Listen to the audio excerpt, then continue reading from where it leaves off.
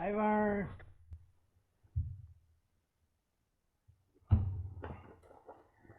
Let's talk about how contracts work, especially in regards to things like leases. You see, here's the thing. There's a regular lease thing. It's like, okay, you stay here, you pay that money, blah, blah, blah, blah, blah, blah. And then the HUD, stuff involves that. But you see, here's the thing. See how this lease is like pages long? Pages, pages, pages. You never see that in the South. You don't have no renter's rights. There's none of that down there. Um, you fuck with a guy who comes from a state where it's legal to fuck with people pretty much in ways that here you go to fucking prison for. And I grew up in that shit. That's what y'all fucked with. Now, let me explain something about how that works because I'm the kind of guy that used to have to help them with these kind of things. I'm not saying I'm proud of it, but I'm a kid and it's that or push a lawnmower, in 107-degree weather in Montgomery, Alabama. So I either help them with that shit or I do the shit where I go outside and I sweat all fucking day. And I was a fat kid, so no, I didn't want to. I need gas money. I got a car. I'm in high school. But let me explain something to you. Because of the fact that their partners misrepresented the situation, they misrepresented the housing. They also committed fraud against me in the processing the lease, by my landlords, partner. Okay, well, you gave them, you let them do something they were supposed to do. See what that means? If they say, well, you broke a rule, okay, or we're going to evict you, okay, all right, well, then you go to court and you point out the fact that the contract is invalid.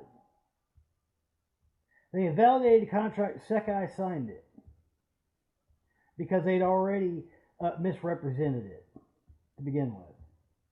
So when they go to court and I go, Your Honor, I'm sorry, but they have no legal leg to stand on because in this contract they falsely represented it. The contract's no good. The addendums are only good if the contract is good. That's why it's called an addendum.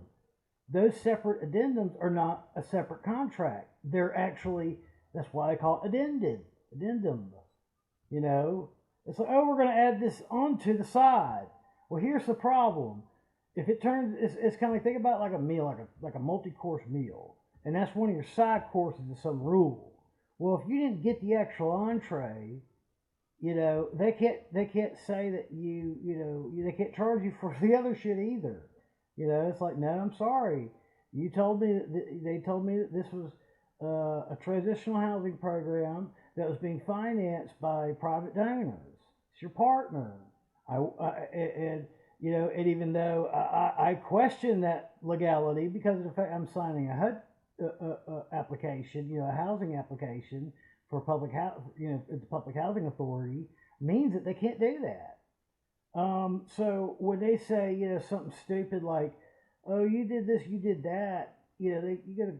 Well, no, he's not entitled. You can't enforce that contract because of the fact that it was falsely represented from the beginning from their side. You're responsible for it, even if you didn't do it. You're still responsible for it. You allowed them to handle that, and they handled it improperly. And I have the evidence of it.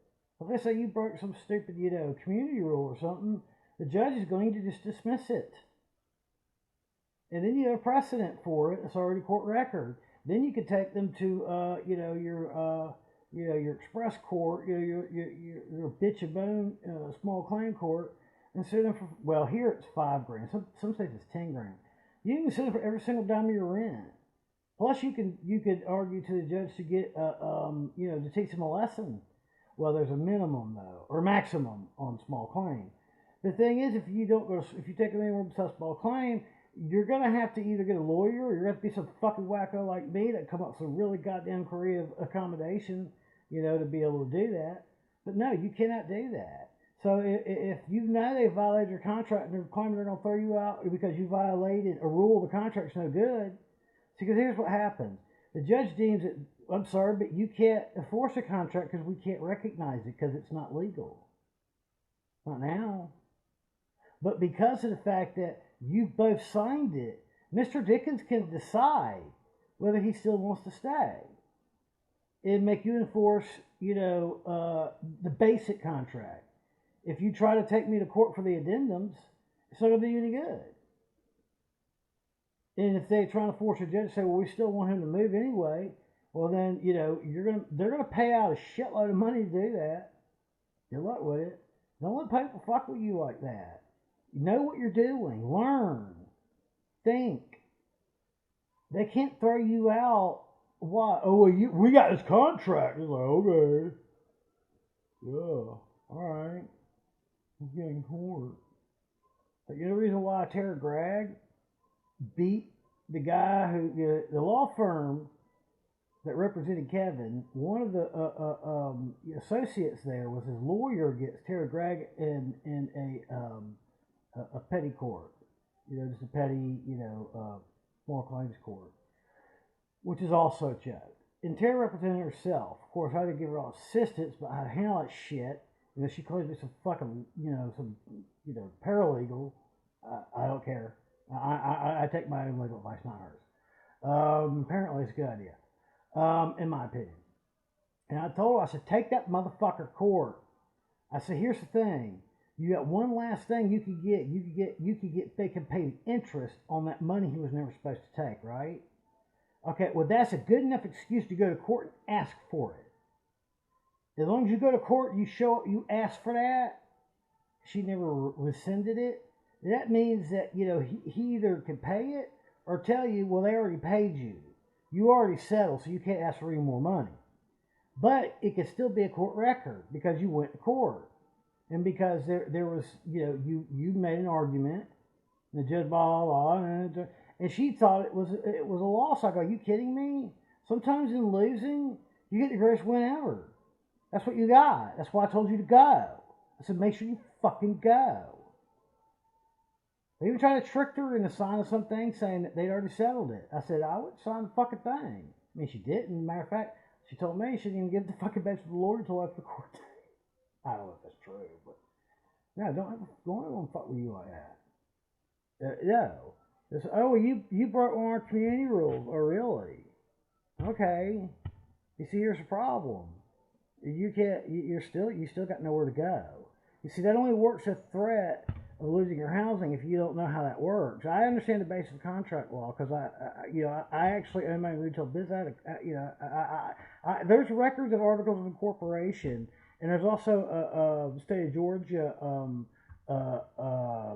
Department of Revenue records for my corporation. It's not some bullshit thing like somebody does where they want to make it look like they have experience in something, so they create a fake corporation on paper, and then they ask for a taxpayer ID, and then they never send any taxpayer information to them. They never file a yearly tax declaration or anything with the state.